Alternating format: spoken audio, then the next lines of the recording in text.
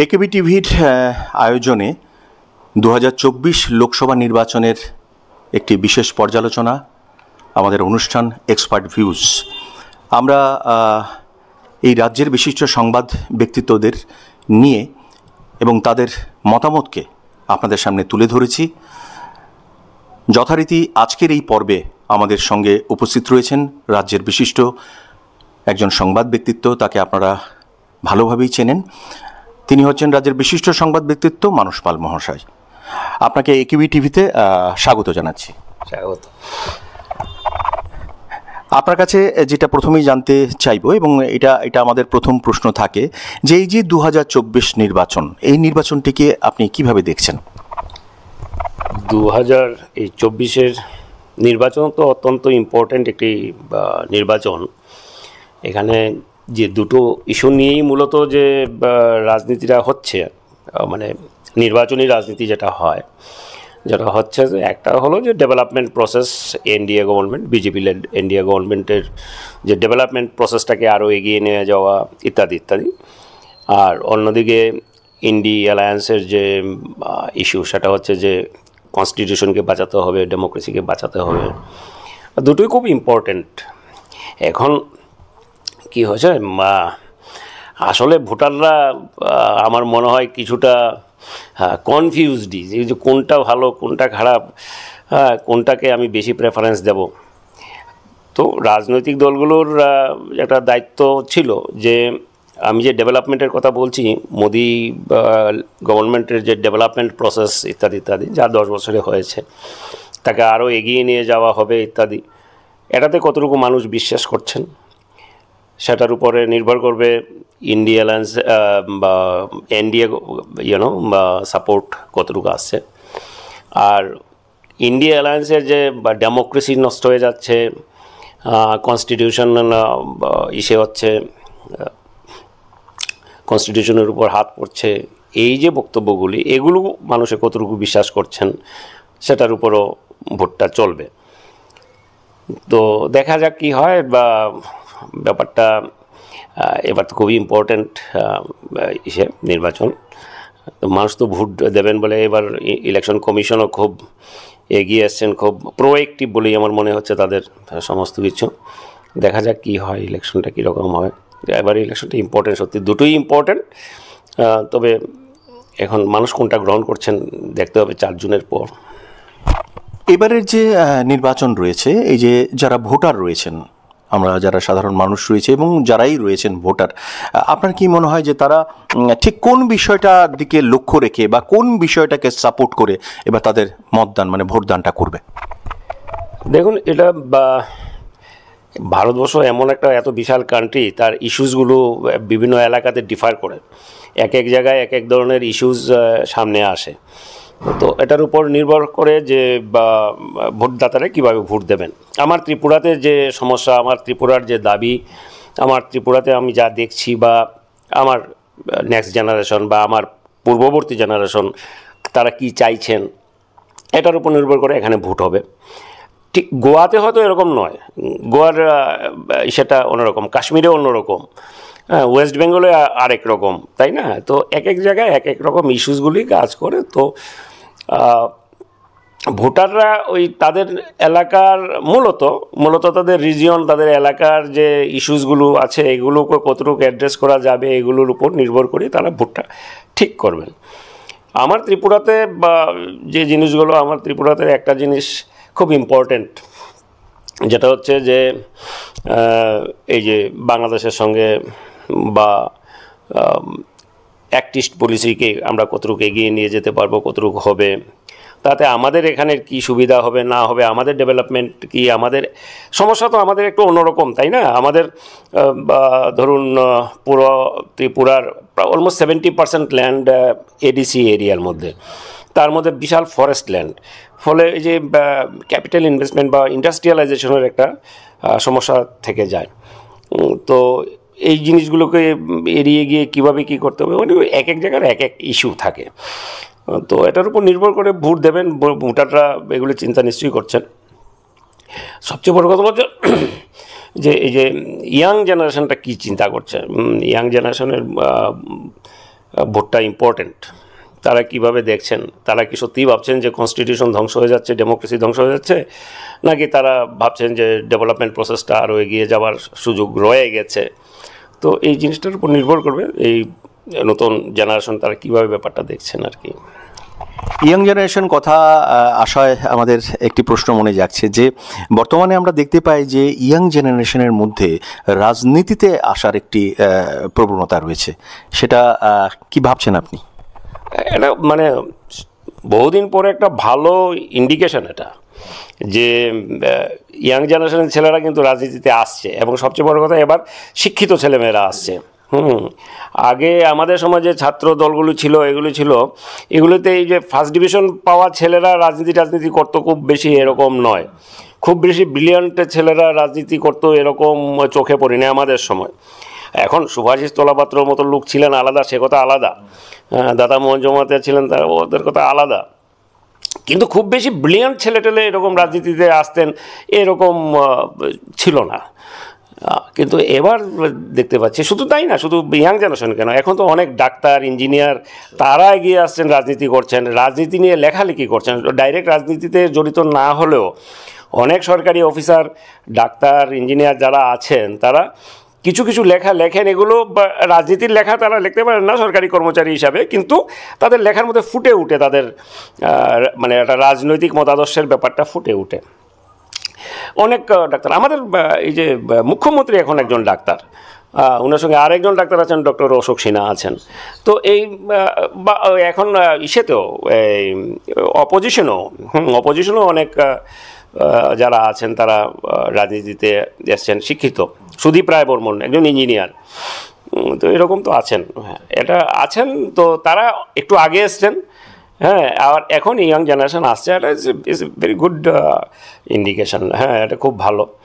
তবে আমি ব্যক্তিগতভাবে একটা যে ইসে করি কি, মানে একদম মানে নতুন ডাক্তার যারা, তারা যদি রাজনীতিতে চলে আসেন তাহলে কিন্তু তাহলে স্বাস্থ্য পরিষেবার কী হবে? ভালো ভালো ডাক্তার, একদম ইম্পর্টেন্ট, মানে খুবই ভালো ডাক্তার ছেলেটি, সে বা একটা আরেকটি ছেলের সিটকে সরিয়ে গিয়ে তারপর সে ডাক্তার হলো, এত পয়সা খরচ করে পড়াশোনা করলো, এত কিছু শিখলো, জানলো, তারপর সে এসে রাজনীতির আবর্তে ঢুকে গেলে তো আমার জিবি হসপিটালটা দেখবে কে, আইজিএমটা দেখবে কে? তো আমার মনে হয় যে এরকমই এই ডক্টর মানিক সাহার মতোই একটা লেভেলের পরই তাদের রাজনীতিতে, যারা এরকম প্রফেশনাল ডিগ্রি নিয়েছেন, তারা একটা বা লেভেল সার্ভিসটা দিয়ে, রিকোয়ার্ড সার্ভিসটা দিয়ে তারপর রাজনীতিতে আসা বেটার। আর তারা আরেকটা জিনিস করতে পারেন, সরকারি চাকরিতে না ঢুকে যদি প্রাইভেট প্র্যাকটিস করলেন, ওইদিকে রাজনীতি করলেন, এটা করলেও ভালো। হ্যাঁ, কিন্তু একদম আমি পুরোটাই ডাক্তারি ছেড়ে দিয়ে, চিকিৎসার সেবা ছেড়ে দিয়ে, পুরোটাই ছেড়ে দিয়ে রাজনীতি করব, তাহলে আমার মনে হয় না কোথাও না কোথাও আমরা আবার একটা ভুল করতে চলেছি। আরেকটা জিনিস আপনার কাছে জানার আছে, যেটা দেখুন সময়ের সাথে সাথে সব কিছু বদলে যাচ্ছে এবং বদলে গেছেও অনেক কিছু। সেখানে কিন্তু যে প্রচারমূলক যত সব অ্যাক্টিভিটিসগুলি আছে, সেখানে আমরা দেখেছি যে প্রচারের যে স্টাইলটা, সেটাও কিন্তু আজকে পাল্টে গেছে। কেননা এটা সম্পূর্ণ পাল্টেছে, এই ব্যাপারটার একটা ডিজিটালাইজেশন হয়েছে, এটার একটা সোশ্যাল মিডিয়া এফেক্ট এসছে, যেখানে শুধুমাত্র সাধারণ মানুষই নন, সেটা একটা সময় সোশ্যাল মিডিয়াকে অবকাশ যাপন হিসেবে ধরা হতো। এখন কিন্তু আমাদের এবং ধরুন বিজনেসের ক্ষেত্রে বলুন, বিশেষ করে রাজনীতির ক্ষেত্রে এই সোশ্যাল মিডিয়াটা কিন্তু একটি অন্যতম মাধ্যম হিসেবে গণ্য করা হচ্ছে। সেখানে এই যে প্রচারের এই বদলাওয়া যেটা রয়েছে, এই যে বদলটা, এই যে পরিবর্তনটা, সেটা কতটা মানে স্পর্শ করতে পারছে?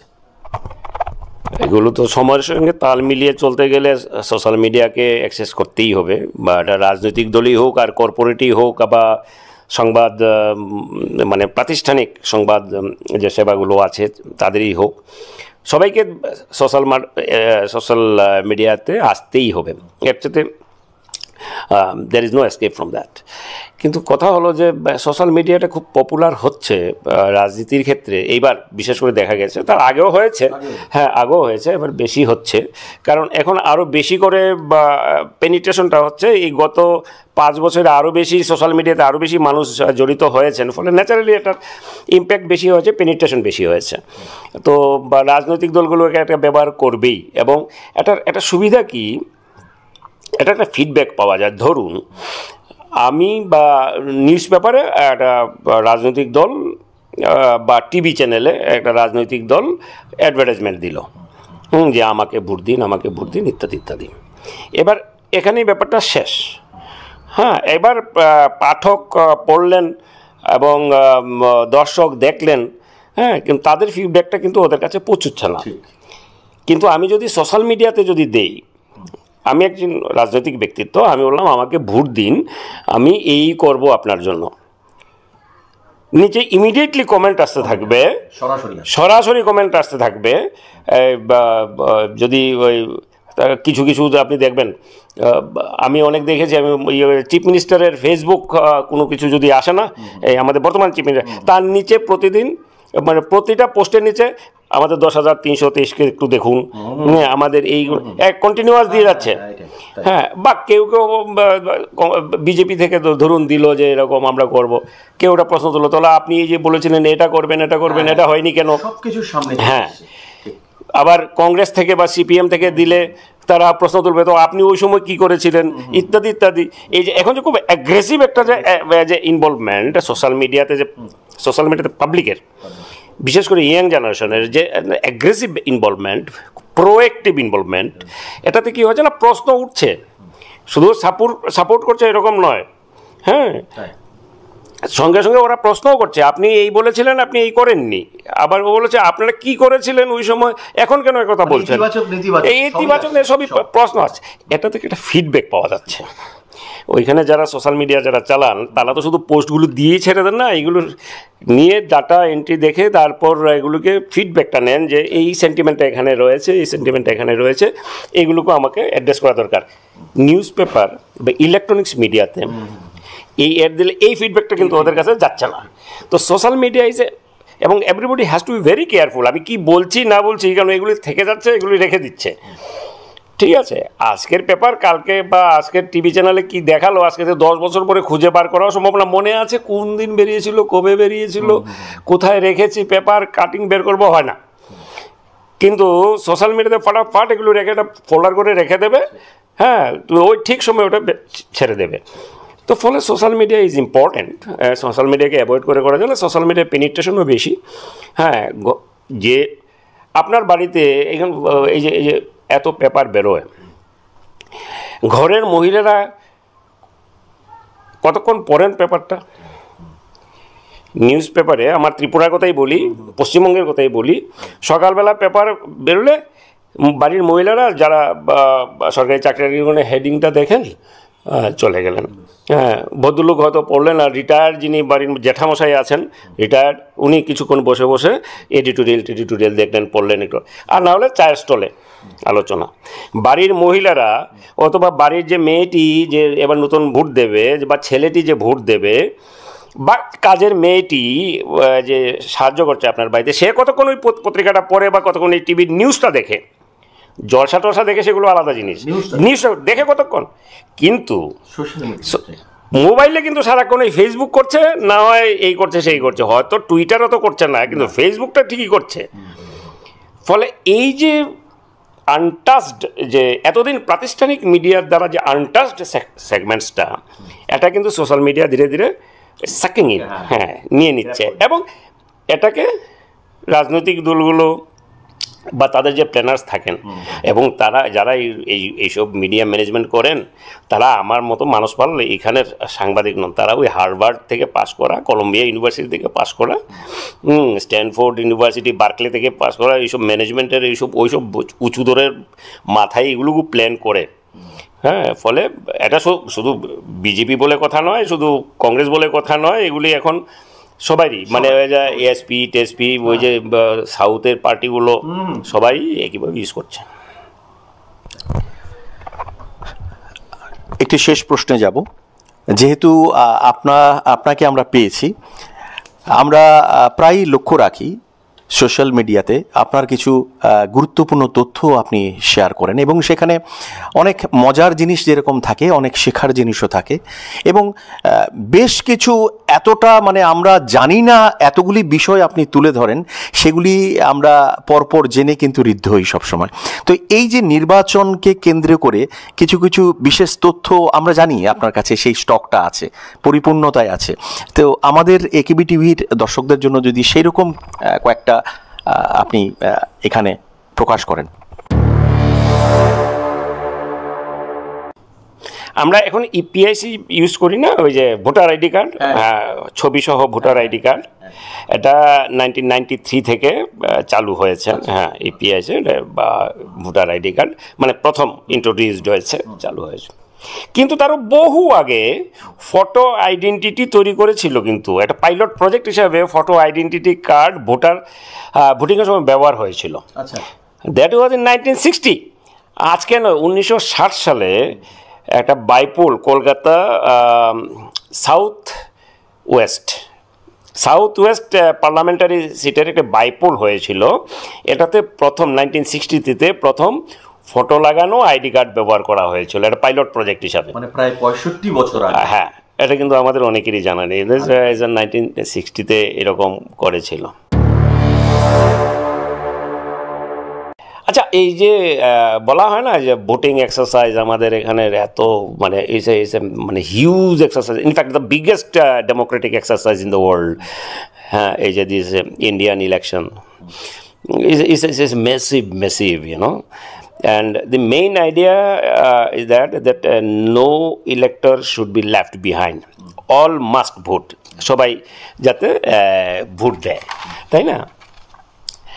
তো আমি একটা এক্সাম্পল দিই কীরকম মানে এটা কোন লেভেলের ইনভলভমেন্ট এবং কোন লেভেলের কমিটমেন্ট এই ইলেকশন প্রসেসে থাকলে এটা এত বড় ডেমোক্রেটিক প্রসেস হতে পারে এবং আমাদের এত বড় ডেমোক্রেটিক একটি কান্ট্রি হতে পারে।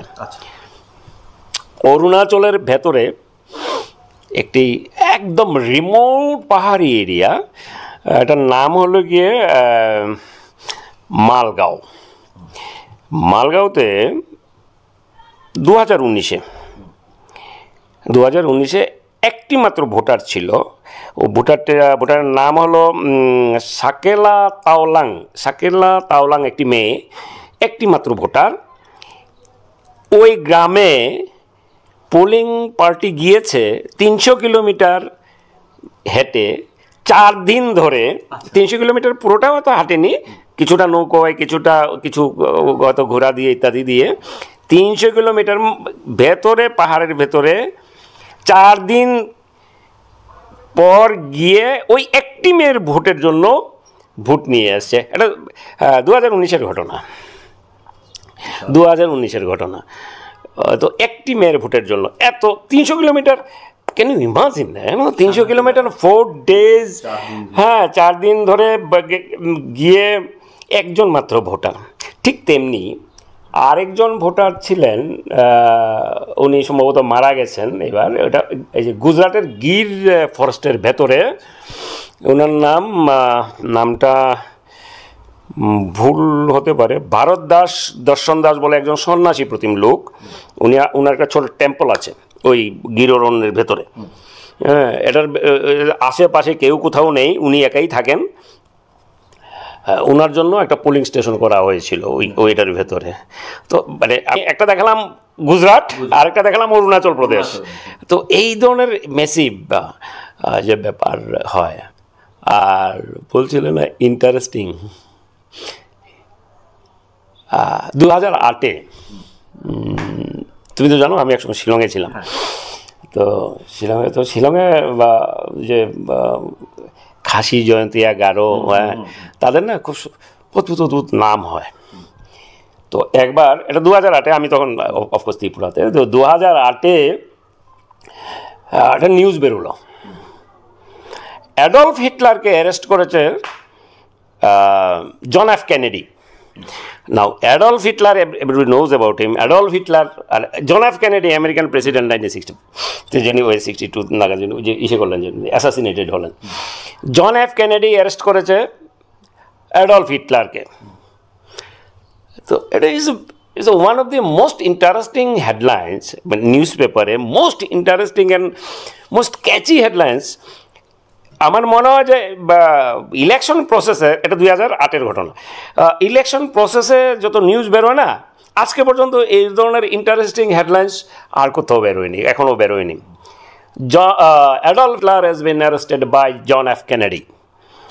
আসলে কি হয়েছে? So everybody was stun, everybody was, মানে you are force to read what is it. হ্যাঁ, এটা কী লিখছে, কী ব্যাপার, কোথায় অ্যাডলফ হিটলার আর কোথায় জন এফ কেনেডি? হ্যাঁ, কী হয়েছে? আসামে, সরি, মেঘালয়ে একজন রাজনীতিবিদ আছেন, ওদের বললাম না অদ্ভুত নাম, ফ্রাইডে লিংডো, বুল লিংডো, এরকম আছে না? তো একজন এসে আছেন, পলিটিশিয়ান আছেন, উনি এনসিপিতে ছিলেন সম্ভবত। উনার নাম হলো অ্যাডলফ লু হিটলার মারাক। আচ্ছা, হ্যাঁ, উনার নাম অ্যাডলফ লু হিটলার মারাক। সবাই ওকে অ্যাডলফ হিটলার মারাকই বললেন। মিনিস্টারও ছিলেন এক সময়। তো অ্যাডলফ হিটলার উনি কি করেছেন, উনি ওই একটা ওই মডেল কোড অফ কন্ডাক্ট আছে না, কি একটা কিছু গন্ডগোল করেছেন। তো ওনাকে যে পুলিশ অফিসার অ্যারেস্ট করেছেন, ইনসিডেন্টালি ওনার নাম হলো জন এফ কেনেডি। তো এইসব নাম রাখেন ওরা ওইখানে। তো জন এফ কেনেডি অ্যারেস্ট করেছেন অ্যাডলফ হিটলারকে। তো it's a very interesting heading and very interesting news. আরেকটা ছোট্ট একটা বলি, এটা ইস্যু হয়েছে 1952-তে ইলেকশনে, না, যে ব্যালট বক্স ছিল। তো এটার মধ্যে অনেকগুলি ব্যালট বক্সের মধ্যে পাওয়া গেছে না মানে ফুল, তারপর অনেকে কিছু টাকা, তারপর সিঁদুর, হ্যাঁ, তারপর অনেকে আবার চিঠিও, হ্যাঁ, অনেকে আবার নিজের ছবি, এগুলো দিয়ে মানে ভোটের বাক্সে এগুলো পাওয়া গেছিলো। আসলে কি হয়েছে, ওই সময় সবাই ধরে নিয়েছে গ্রামীণ এলাকায় যে এটা ভোটটা খুব পবিত্র কাজ। এবং ভোট ব্যালট বক্সটা যে না, এটা ওই যে প্রণামী বাক্সের মতো ব্যাপারটা অনেকটা। হ্যাঁ, 1952-তে এই ঘটনা ঘটেছিল। আরেকবার আমরা এই যে রিগিংয়ের কথা জানি না, যে সাইন্টিফিক রিগিং, এই রিগিং, তারপর ওই যে বুথ জেমিং ইত্যাদি ইত্যাদি তো হয়, ছাপ্পা ভোট, এগুলি তো কমন। একবার ছত্তিশগড়ের জায়গাটার নামটাই এই মুহূর্তে আমার মনে পড়ছে না, আমি বের করে দিতে পারবো, যে ছত্তিশগড়ে চন্দুলাল সাহু বলে একজন ভোটে দাঁড়িয়েছিলেন। তাকে হারানোর জন্য আরও 10 জন চান্দুলাল সাহুকে এনে দাঁড় করিয়ে দিয়েছে, মানে to get the people's electors confused. তো এই বাকি যে 10 জন, একজন অরিজিনাল চন্দুলাল সাহু, বাকিটার নামও চন্দুলাল সাহু। কেউ ওই খুঁজে ওইখান থেকে সব চন্দুলাল সাহুকে একখানে জড়ো করে দাঁড় করিয়ে দিয়েছে ওর সঙ্গে। কেউ দাঁড়িয়েছে ওই ফ্যান চিহ্নে, কেউ দাঁড়িয়েছে বেল্ট চিহ্নে, কেউ ওই অটো রিক্সা চিহ্নে, এইরকম চিহ্ন নিয়ে ওরা বুটে দাঁড়িয়ে গেছে ওই কনফিউজড করার জন্য। তো বাইরে ওই যে আমি অ্যাডলফ হিটলারের কথা বললাম না, অ্যাডলফ হিটলার কিন্তু 2008 সালে জিতেছিলেন, উনি ইলেকশনটা জিতে গেছিলেন পরে। উনি এমসিসি ভায়োলেশনে অ্যারেস্ট হয়েছিলেন, কিন্তু ভোটে উনি জিতে গেছেন। তো এই ধরনের প্রচুর এরকম আছে, আসলে এই মুহূর্তে তো অফেন মনেও পড়ে না সব। প্রায় এটা খুব ইন্টারেস্টিং, মানে this is pure India, this, মানে এটা কত একটা সময়, এখন অনেকটাই তো সহজ হয়ে গেছে। ইলেকশন সুকুমার সেনের করেছিলেন, এটা প্রসেসটা ধীরে ধীরে, তারপর টিএন শেষান এসে ইত্যাদি ইত্যাদি। এখন তো ইলেকশন প্রসেসটা মোটামুটি একটা, কেউ বলেন তৌহারের মতো, উৎসবের মতো করো, সেই চলে, এইসব আলোচনা চলে এবং হয়ও, সবাই এখন খুব ইনভলভমেন্ট আছে। কিন্তু to feel this Indian society and its involvement as far as exercise is concerned, this election exercise is concerned, এটা ছোট্ট ঘটনা বলি না ভাই, প্রথম দিকে এটা সম্ভবত প্রথম ভোটে অথবা তার এক দুইটা ভোটের সময়, আমার ঠিক মনে পড়ছে না কোন সময়টাতে, একদম প্রথম দিকে প্রায় 28 লক্ষ 28 লাখ ওমেন ভোটারের নাম বাদ পড়ে গেছিল। কেন, কি হয়েছে ওই দিকটাতে পশ্চিম অঞ্চলে গ্রামীণ মহিলারা তাদের নিজের নাম অন্য মানুষকে বলতে চান না। তোমার নাম কি? আমি রামুর মা, হ্যাঁ, নাহলে আমি শ্যামবাবুর মেয়ে, হ্যাঁ, মানে ঘুমটা এত বড় ঘুমটা, আর নাম বলবো না, স্বামীর নামও বলতে চান না। ওই আমি অমুকের মা, মূলত বেশি অমুকের মা, হ্যাঁ, রামুকা মা, ওর যদুকা মা, শামুকা, এইরকম।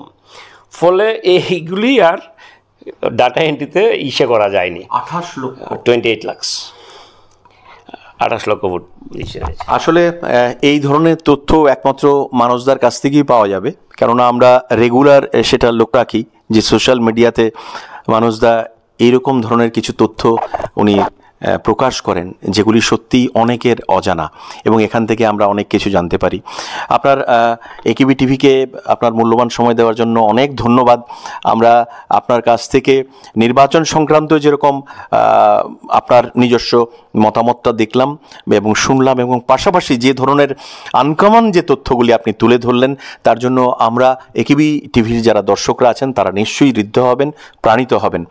আমরা একেবি টিভির এই আয়োজন 2024 লোকসভা নির্বাচনকে কেন্দ্র করে যা এক্সপার্ট ভিউজগুলি আমরা তুলে ধরছি, পাশাপাশি চলবে আরও আলোচনা, পর্যালোচনা, এবং ফলাফল যেদিন ঘোষণা করা হবে 4 জুন, তার আগে অবধি চলবে নানা ক্ষেত্রের বিশিষ্টজনদের মতামত, কথা, পর্যালোচনা সব কিছু আপনাদের সামনে তুলে ধরব। তার জন্য আমাদের এই সবকটি অনুষ্ঠান দেখার জন্য আপনাদের চোখ রাখতে হবে একেবি টিভির পর্দায়।